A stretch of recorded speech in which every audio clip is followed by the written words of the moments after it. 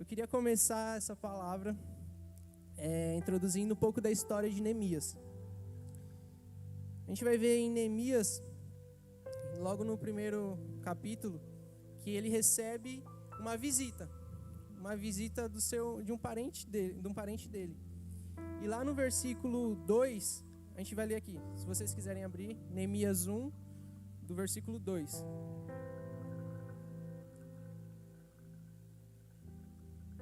Essa palavra ela é muito pautada no compromisso de Neemias, no coração disponível dele, naquilo que ele abraçou como causa. No versículo 2 vai dizer assim: veio Anani, um dos meus irmãos, com alguns homens de Judá. Então lhes perguntei a respeito dos judeus que escaparam e que sobreviveram ao exílio e a respeito de Jerusalém.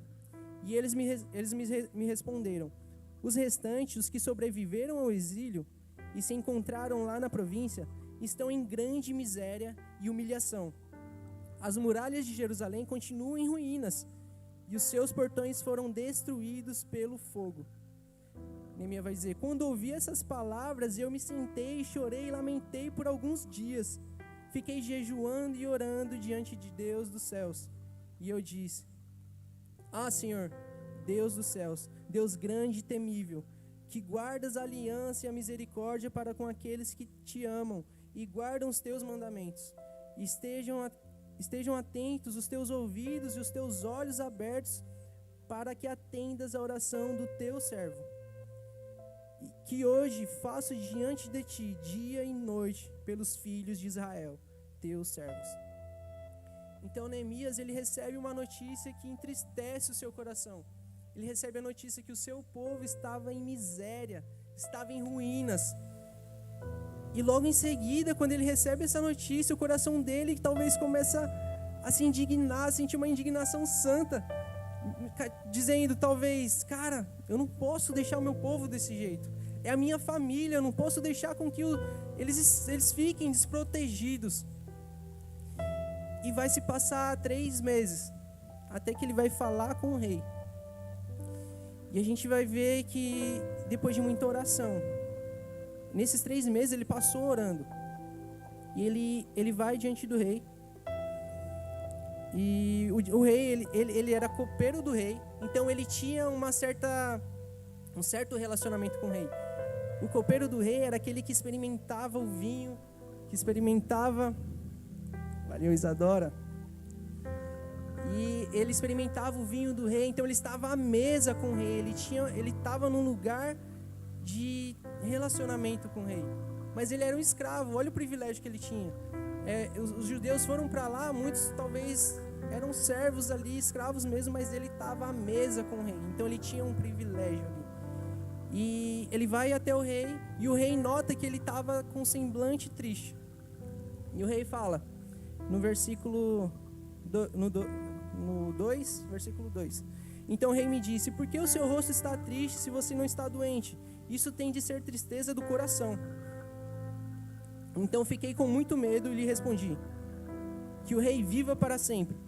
Como não estaria o meu rosto triste se a cidade onde estão sepultados meus pais está em ruínas e os seus portões foram queimados? E o rei me disse: o que você me pede agora? Então orei ao Deus dos céus e disse ao rei: se for do agrado do rei, e se este seu servo encontrou favor em sua presença, peço que o rei me envie ajudar a cidade onde estão os túmulos dos meus pais, para que eu a reconstrua. E Neemias, ele encontra favor diante do rei, diante de Deus. Talvez Deus tenha tocado no coração do rei para que ele abençoasse ele a voltar para reconstruir os muros e os portões da cidade dele. Então ele encontra esse favor, o rei ele dá toda a provisão que era necessária, ele dá recursos para Neemias, e Neemias volta e ele começa uma nova jornada. Ele abandona o seu conforto, ele sai da sua zona de conforto para fazer aquilo que o Espírito Santo colocou no coração dele. Colocou uma missão, uma causa de reconstruir os muros. Então Neemias volta e ele enfrenta grande oposição por parte daquele povo que já estava lá. Ele foi para reconstruir, trazer dignidade para aquele povo novamente. E ele mesmo assim enfrenta oposição. Muitas das vezes nós estaremos num lugar onde Deus nos chamou para fazer algo e nós iremos enfrentar a oposição. Mas que nós sejamos como Neemias. Ele enfrentou tal oposição e perseguiu diante daquilo que Deus tinha colocado no coração dele. Então Neemias, para resumir, Neemias ele volta, enfrenta muita situação ruim, mas ele reconstrói os muros de Jerusalém. E eu tenho 3 pontos para falar sobre Neemias. 3 pontos que vai dizer sobre o compromisso de Neemias. 3 compromissos de Neemias. O primeiro, Neemias ele teve um compromisso com Deus. A gente vai ver que quando ele recebe a notícia, a primeira coisa que ele faz, ele começa a orar e a clamar a Deus. Deus, que o Senhor derrame sua misericórdia. Se for do teu agrado, Deus, faça algo. Então ele ora a Deus. E passa-se 3 meses orando a Deus, antes dele falar com o rei. Segundo ponto, Neemias ele se compromete com o seu povo. Ele vê a situação do seu povo, dos seus parentes, dos seus amigos, e ele diz, ele não diz isso, mas eu imagino que ele tenha falado, cara, eu não vou deixar com que o meu povo esteja desprotegido. Naquela época, um reinado sem os seus muros era um reinado desprotegido, vulnerável. E Neemias ele fala, não vou deixar com que o meu povo esteja nessa situação. Eu vou fazer algo. E talvez esse algo tenha sido algo que o Espírito Santo colocou no coração dele. E ele vai em direção a isso. Ele se compromete em trazer a dignidade para o seu povo novamente. Em terceiro lugar, Neemias ele se compromete com a obra de Deus. Porque eu creio que isso talvez não tenha vindo do coração dele. Eu acredito muito fortemente que Deus colocou no coração dele para ele reconstruir esses muros. A obra talvez não era dele, mas era do Espírito Santo através dele. E cara, ao ver essa história e ao ver essa questão da construção, dele reconstruir os muros daquela cidade, o Espírito Santo, ele ministrou muito forte ao meu coração algo que durante gerações e gerações, durante séculos e séculos, o Espírito Santo de Deus, ele vem construindo algo. E cara, isso tem queimado tão forte no meu coração essa palavra. Jesus, quando vem, ele cumpre com a missão dele, ele se compromete com a missão que o Pai tinha lhe dado, e ele dá a sua vida por nós, para nos dar salvação, para nos dar vida eterna, para nos preencher do amor que, cara, a gente tanto busca no mundo, mas só Ele pode saciar. Então Jesus ele vem, cumpre sua missão, ele sofre, ele é injustiçado e ele morre naquela cruz por nós. E quando ele ressuscita ao 3º dia, glória a Deus por isso, porque ele é Deus soberano sobre todas as coisas. Jesus ressuscita e ele passa um tempo com seus discípulos e ele volta para o Pai. E nisso que ele volta, ele, calma gente, eu não vou deixar vocês sozinhos, vocês ficarão com um Consolador. Eu irei, mas o Consolador estará convosco. Então o Espírito Santo ele desce e começa uma revolução em todo mundo. Uau, caraca, isso é muito forte. Meu Deus do céu, nem comecei aqui com as histórias. Mas o Espírito Santo vem e algo começa a acontecer no mundo. Através do apóstolo Paulo, ele prega por toda a Europa e o evangelho vai se espalhando por toda a terra. E a gente vai ver grandes avivamentos acontecendo durante a história. E eu vou contar algum desses avivamentos. Eu quero que você preste muita atenção em todo esse contexto, porque eu vou fechar isso no final e eu creio que vai fazer muito sentido para nós e que nosso coração vai incendiar. Alguém aqui conhece o povo moraviano? Alguém que já ouviu falar? Levanta a mão. Aí tem uma galera que conhece. O povo moraviano, por volta de 1700, eles enfrentam esse povo, era uma província da Europa, e esse povo era cristão, e eles enfrentam uma perseguição. E eles fogem do lugar da Morávia. E nisso, naquela época, era um pouco depois dos protestantes, da reforma protestante. Então havia muitos cristãos naquela época. Havia os anabatistas, havia os batistas, havia os católicos, os protestantes. Então havia muita galera, né? Assim, de diversos teologias diferentes, enfim. Então esses moravianos fogem e vão para uma província chamada Reinhut. Isso mesmo, em Hut. E eles se encontram nessa comunidade.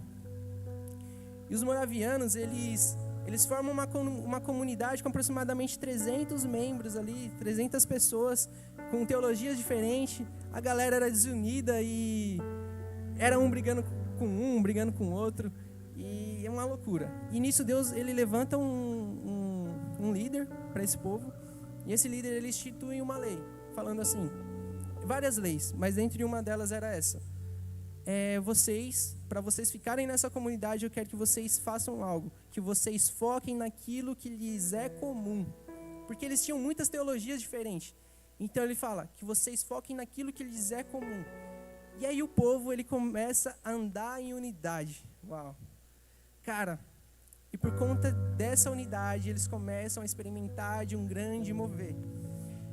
Em uma de suas reuniões, após um culto de ceia, aquele povo, ele experimenta do toque sobrenatural de Deus. A presença do Espírito Santo começa a se manifestar em meio àquele povo. E eles experimentam da glória de Deus, após a unidade deles. E eles experimentam disso e algo começa a acontecer na comunidade moraviana. Eles começam a ser incendiados por Deus, pelo amor de Jesus. E eles começam, meu Deus, isso não pode ficar só para mim. E começa uma onda missionária entre os moravianos. Não somente isso, eles começam eles começam um movimento de oração e adoração a Deus, que ecoa até hoje. Muitas igrejas hoje aderiram a esse modelo deles. É um movimento que eles faziam uma torre de oração, 24 horas por dia, 7 dias por semana, durante um século. Uau! Cara, esses caras oravam demais, meu Deus do céu. Um século orando ininterruptamente. Cara, que poderoso. E eles começam nesse meio desse mover do Espírito Santo, eles começam a orar, adorar a Deus. E orar e adorar a Deus. E cara, o Espírito Santo começa a incendiar e eles começam a uma onda de missões.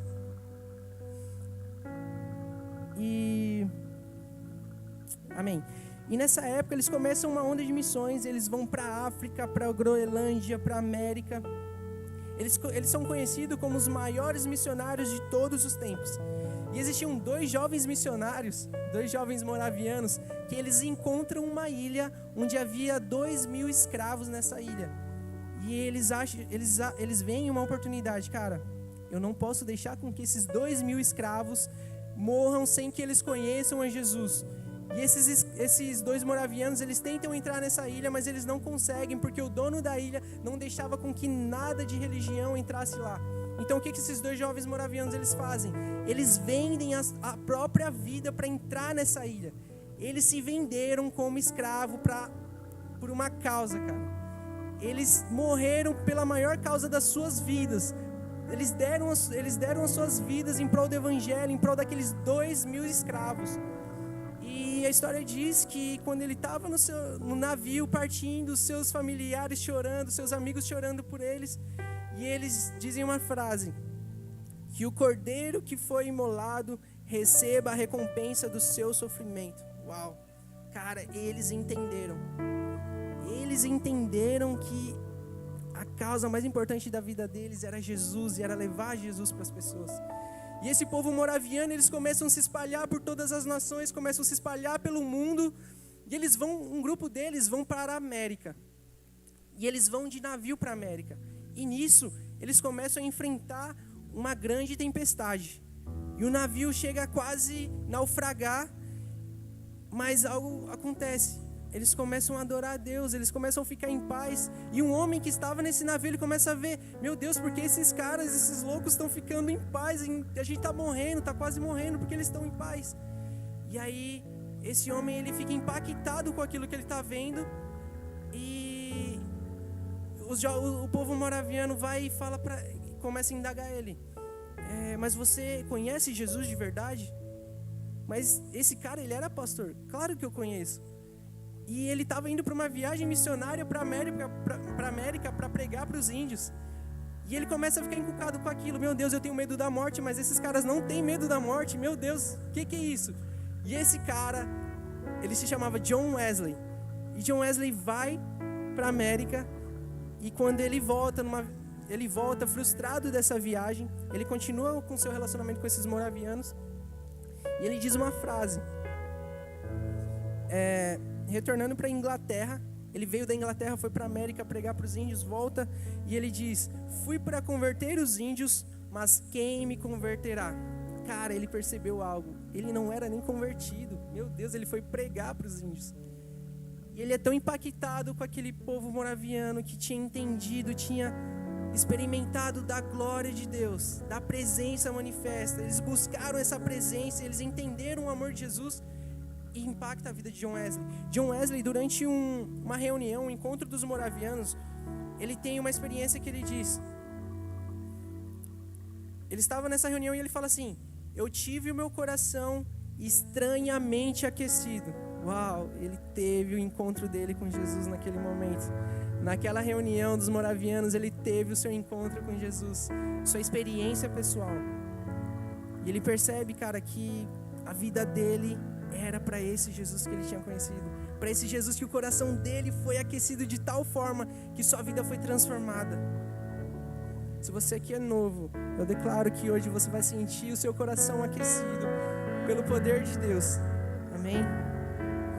Então ele começa suas pregações e ele volta para, naquela época acho que era paróquia, e ele começa a pregar uma dura pregação, questionando a salvação do povo. E os cristãos daquela época não ficaram indignados com isso. Como assim? Esse cara vem, volta de viagem e fica questionando minha salvação. Então eles proíbem, meio que proíbem John Wesley de pregar nas paróquias. Então John Wesley, ele começa a fazer o quê? Ele começa a revolucionar a pregação daquela época. Ele começa a pregar nas ruas, ele começa a pregar nas praças.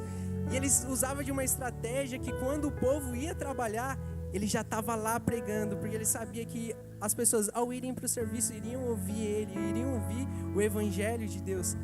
E ele começa a pregar nas praças, e ele começa a pregar por toda a Inglaterra, e um mover começa a acontecer na Inglaterra, e a sociedade daquela época começa a ser transformada, aquela geração começa a ser transformada, a conhecer Jesus. E cara, olha que louco, calcula-se que em 50 anos, John Wesley tenha percorrido 400 mil quilômetros e pregado 40 mil sermões, com uma média de 800 pregações por ano. Caraca, velho, meu Deus. Será que esse cara queimava por Jesus? Cara, ele dedicou 50 anos de pregação, velho, meu Deus do céu. E a gente vai continuar a história, a gente vai andar, vários avivamentos acontecem, avivamento na Inglaterra. Prestem atenção, Inglaterra, foi da Europa, Inglaterra, para América, e a gente vai ver um grande avivamento. Vou pular muitos avivamentos, mas eu vou para um que aconteceu na América. Um pastor local, uma pessoa comum como nós, ele era pobre, ele trabalhou como garçom, ele sofreu muito na vida, um pastor afro-americano. E esse cara, ele começa a sentir algo no coração dele. O Espírito Santo começa a ministrar o coração dele que ele deveria pregar sobre santidade, sobre reavivamento e sobre dons de língua. E esse pastor, ele começa a pregar sobre isso. E os pastores daquela época começam, assim como John Wesley, eles começam a repudiar a pregação desse pastor. Como assim, dons de língua? Isso daí é loucura, o que você está fazendo? Então eles começam a perseguir esse pastor chamado William Seymour. E o William Seymour, ele, mesmo diante de toda oposição, ele começa a ser fiel naquilo que o Espírito Santo tinha colocado no coração dele. E ele começa a pregar sobre santidade, sobre reavivamento, sobre dons de língua. Em dado momento, ele se muda para uma rua chamada Rua Azusa. E ele abre uma congregação lá. Se eu não me engano, o local onde ele aluga lá era um estábulo, um antigo estábulo. E ele começa a fazer os seus cultos lá. E William Seymour, em um de seus cultos, ele experimenta simplesmente de um dos maiores avivamentos já visto em toda a terra. Ele começa a pregar sobre reavivamento, sobre santidade, sobre dons de língua. E ele começa a ver um mover do Espírito Santo tomando de conta daquela congregação. As pessoas começam a ser tomadas pelo poder do Espírito Santo de Deus. A atmosfera daquele lugar muda. A presença manifesta de Deus estava lá. e as pessoas começam a falar em línguas, e daqui a pouco o mover estava tão grande que começa a tomar a rua daquele lugar. O quarteirão começou a ser tomado pela presença de Deus. As pessoas que passavam por aquela rua começavam a ser tomadas pelo Espírito Santo de Deus, e eles começavam a experimentar da glória de Deus. Uau! Cara, que louco, imagina a gente pregar nessa igreja e as pessoas passarem lá na frente e se sentirem um toque do Espírito Santo e começarem a ser cheios do Espírito Santo de Deus. Cara, que poderoso, meu Deus do céu, tudo porque esse homem se comprometeu com a obra que o Espírito Santo colocou no coração dele. Ele se compromete com a visão que o Espírito Santo tinha colocado no coração dele. Uau, que louco. E a gente vai ver uma onda de avivamento acontecendo na América. Aí a gente vai ver, cara, pô, Gustavo, você tá falando de um monte de avivalista aí, velho. Pô, quem sou eu perto de John Wesley? Quem sou eu perto de William Seymour? E a gente vai ver um pastor, ele tá numa reunião de grandes líderes de cruzadas na África, grandes líderes, grandes pregadores. E um deles, a história diz que um deles pergunta, quem é esse rapaz aqui, esse pastor? E aí o cara fala, esse cara, ele é Mordecai Ham. Ele simplesmente ganhou o Billy Graham. Cara, o cara, ele não foi um grande avivalista, ele não pregou talvez para multidões, para estádios como Billy Graham, mas ele ganhou o cara que impactou a América com suas pregações, lotavam estádios. Uau, o cara ganhou um homem que revolucionou a América. Então talvez hoje a gente se sinta, mano, como eu vou pregar para uma multidão, Gustavo? Cara, mas talvez se você ganhar uma pessoa, talvez essa pessoa seja um Billy Graham dessa geração. Então eu creio que nós fomos chamados para isso. E vamos continuar a história, vamos dar um rolê agora, chegando na América ainda. E uma família de missionários vem da América para o Brasil, em meados de 1970. Isso, se eu estiver errado, perdão aí. Mas aí essa família vem para o Brasil, eles sentem no coração deles que eles tinham uma missão no Brasil. E essa família, bem sucedida na América, filhos de fazendeiros, eles largam tudo, pedem a bênção dos seus pastores locais, e eles vêm para o Brasil sem ajuda financeira. O pastor abençoou, mas, filho, vai lá, você arca com os custos. E eles vêm para o Brasil e algo começa a ser revolucionado no Brasil. Quando essa família vem, vou já falar quem é. Cara, o contexto do Brasil era muito louco nessa época. 2% da população era cristã evangélica, em 1970. Essa família vem. E eles começam uma obra apostólica, começam a abrir igrejas. Eles estavam em Goiânia. E um de seus filhos, chamado pastor Lucas Zuber. Uau, cara, esse cara é inspiração demais. E aí esse pastor chamado Lucas Zuber, ele volta para a América, ele começa a estudar, ele se forma, ele casa, tem filhos. E ele volta para o Brasil. Ele na faculdade ele sente que ele tinha que ir para uma região do Brasil chamada Amazônia. E ele sente no coração de ir para a Amazônia. Cara, que loucura, para a Amazônia, do nada. Então o Espírito Santo de Deus coloca no coração dele e eles vão num trailer para a Amazônia. E, cara, ele se apaixona por aquele lugar. Ele começa a olhar para os ribeirinhos e falar, cara, eu fui chamado para esse povo. Eu fui chamado para pregar para esse povo. Essa é a minha missão e eu vou cumprir com essa missão que o Espírito Santo colocou no meu coração. E, cara, ele chega na Amazônia em 1976, ele funda o Projeto Paz. Projeto Amazônia. E lá ele começa a abrir congregações, ele começa a pregar o evangelho para os ribeirinhos, ele começa a percorrer toda a Amazônia. E você acha que ele foi para a melhor cidade da Amazônia? Não, meu filho, ele foi para a cidade que era melhor para ele ir para os ribeirinhos. Então ele enfrentou talvez muitas situações difíceis, muitas situações adversas. O pastor uma vez me disse que para ele ir para uma comunidade ribeirinha, ele teve que andar um dia inteiro, mata dentro. Cara, que loucura. E ele começa a pregar e abrir igrejas, ele começa a pregar para os ribeirinhos, e ele recebe, ele ganha, ele é abençoado com ultraleve. E ele começa a pregar em uma de suas viagens missionárias.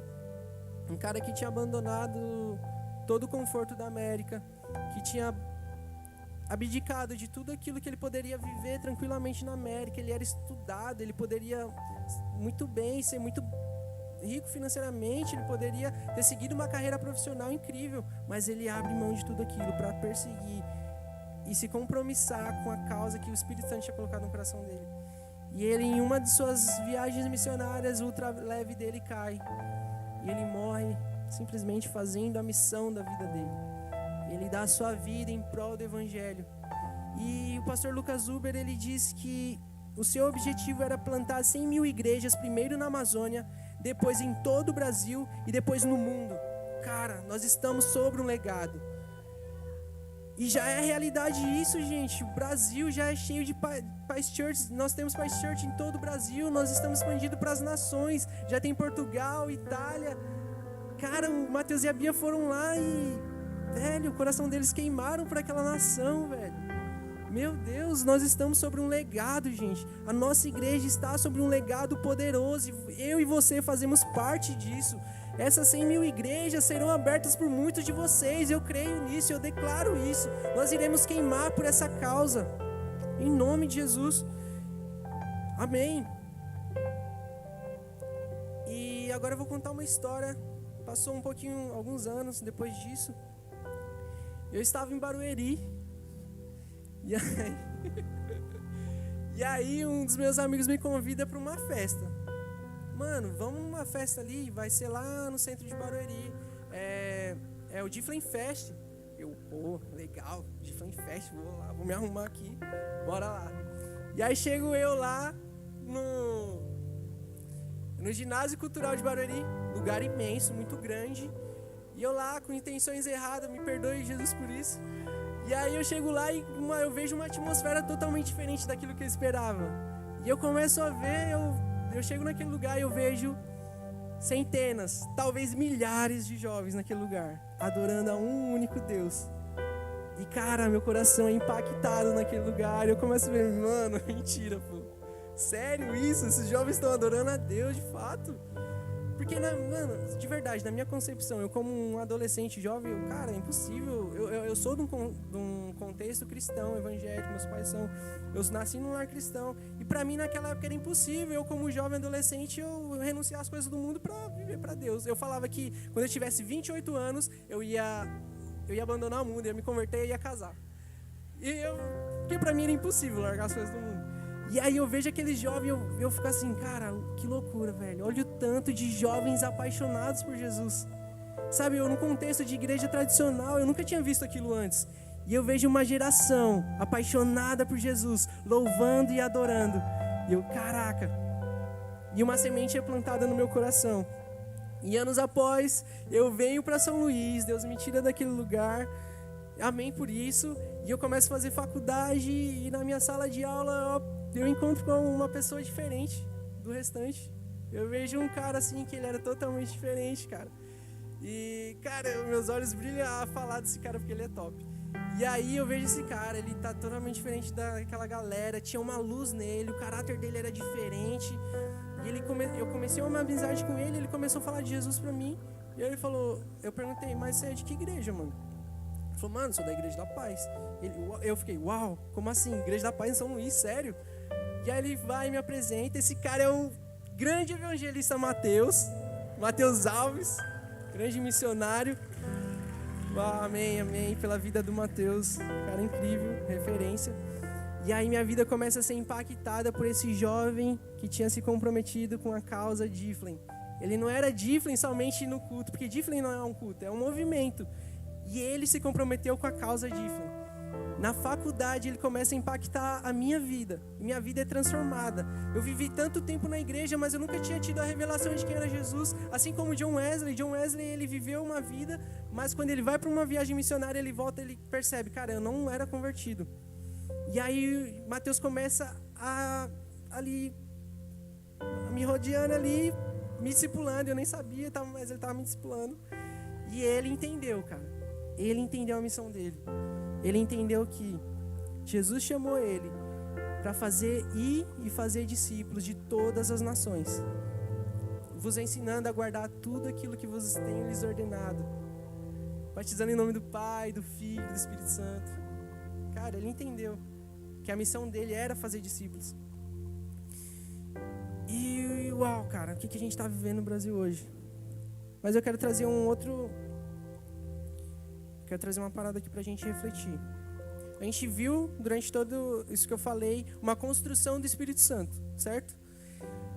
Mas aí, Deus falou comigo, falando assim, cara, existe uma construção da sua vida. E lá em 1 Coríntios 3 vai dizer assim, porque ninguém pode lançar outro fundamento além do que foi posto, o qual é Jesus Cristo. Contudo, se o que alguém edifica sobre o fundamento é ouro, prata, pedras preciosas, madeira, feno, palha, manifesta se tornará a obra de cada um, pois o dia a demonstrará. Porque está sendo revelada pelo fogo, e qual seja a obra de cada um, o próprio fogo provará.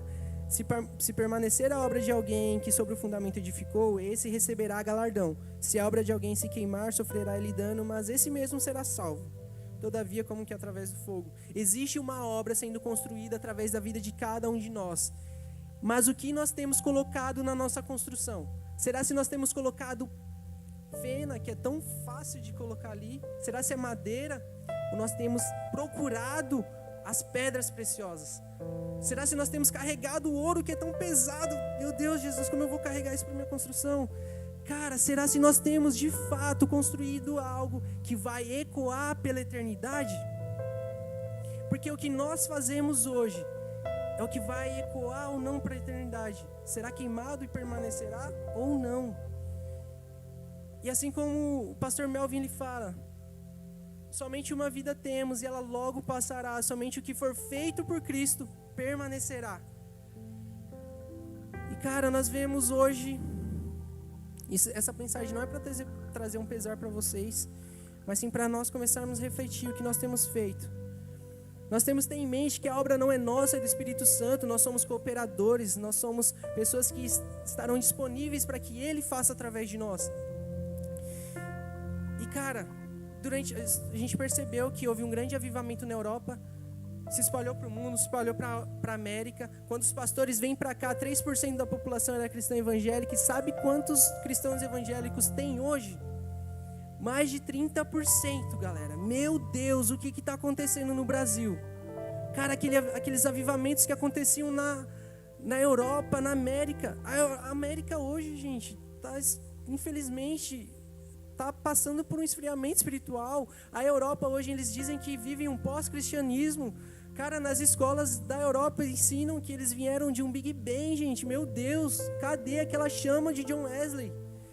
E cara, algo está acontecendo no Brasil. O Brasil tem sido reavivado. O Brasil tem sido queimado por uma chama de Deus. Nós estamos experimentando da presença manifesta de Deus, da glória de Deus em nossos cultos. Cara, eu estava ali no São Quirmão, estava sentindo a presença de Deus lá.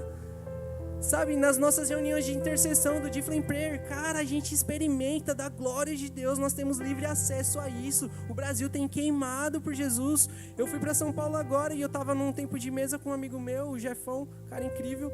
E ele falou, mano, quando você saiu daqui, tinha poucas igrejas. Hoje em dia, vai ver, mano. Olha o tanto de igreja que está nascendo. Muitos ministérios. Cara, e tudo de jovens. Quando eu saí de lá, tinha galera, meus pais, tinha geração passada que eram cristãos e tal. Mas hoje não, as igrejas do Brasil estão abrindo, surgindo. E cara, a galera jovem. Cara, a galera jovem tá se levantando, velho. E nós somos essa geração que tá com bastão.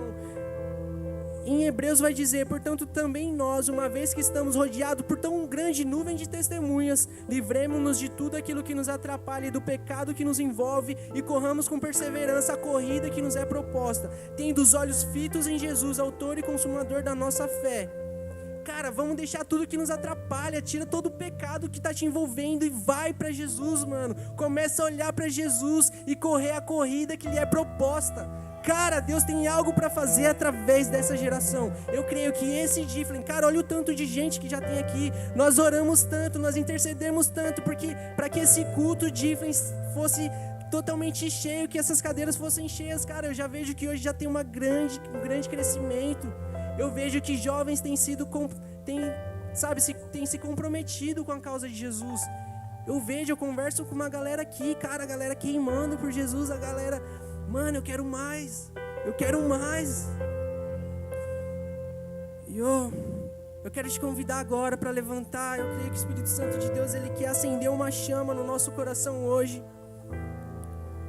Se vocês puderem diminuir as luzes aí da mídia, quero convidar você agora para a gente orar. Se vocês sentirem no coração, cara, eu quero fazer parte disso, Gustavo. Todos esses avivamentos que aconteceram, eu creio que uma atmosfera está sendo gerada no Brasil. Tudo está sendo preparado por Deus, cara, algo está acontecendo. Não é normal isso, não é normal, gente. O Brasil está experimentando de algo poderoso. Sabe, a gente for ver um contexto geral, cara, o Brasil tem japonês, tem chinês, tem tudo, velho. É tudo preparado para que nós venhamos experimentar de um grande avivamento que vai vir do Brasil para as nações.